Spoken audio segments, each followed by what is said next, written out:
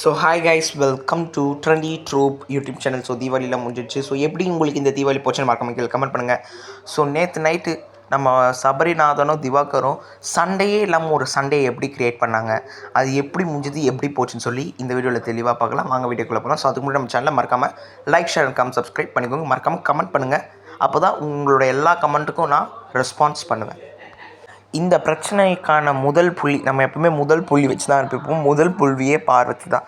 பார்வதி வெளில வந்துட்டாங்களே, deluxe ஹவுஸ்லேருந்து normal house. அப்போ என்ன சொல்கிறாங்கன்னா, திவாகரன், ஆனால் நீ மட்டும் தானே அங்கே தனியாக இருக்க, உன்னை எல்லோரும் டார்கெட் பண்ணுவாங்க, அதனால் நீ சபரிநாதன் பக்கம் போய் சாஞ்சிராத அப்படின்னு சொல்லி தான் பார்த்தீங்கன்னா இவங்க பார்த்தீங்கன்னா சொன்னாங்க.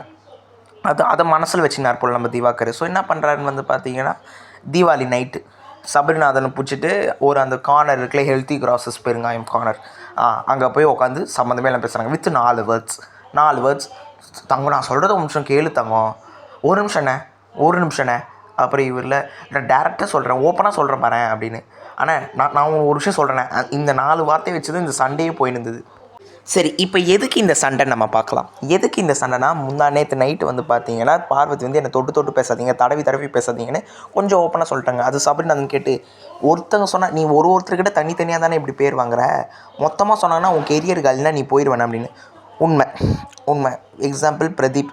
ஆனால் பிரதீப் அதில் எனக்கு ஃபுல் முரண்பாடு. பிரதீப் உள்ளே இருந்திருக்க வேண்டியது தான். பட் இங்கே பண்ணால் உமன் கார்டு வச்சு தான் இந்த பிக் பாஸே ஓடும்.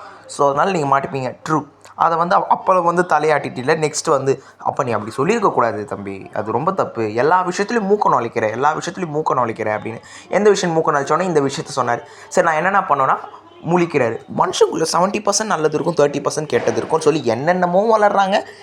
ஐயா போங்கப்பா, நான் டிவி ஆஃப் பண்ணிடுறேன் அப்படின்னு சொல்லி நானே வெளில வந்துட்டேன். இது ஒரு சண்டைன்னு சொல்லி இவங்க க்ரியேட் பண்ணும்போதெல்லாம் 2 பேரும் என்ன நினச்சிக்கிறாங்கன்னா, நம்ம 2 பேரும் பெரிய சண்டை பண்ணுறோம், வெளில செம்மையாக இதாகும் அப்படின்னு நினைக்கிறாங்க. ஆனால் அப்படி இல்லை.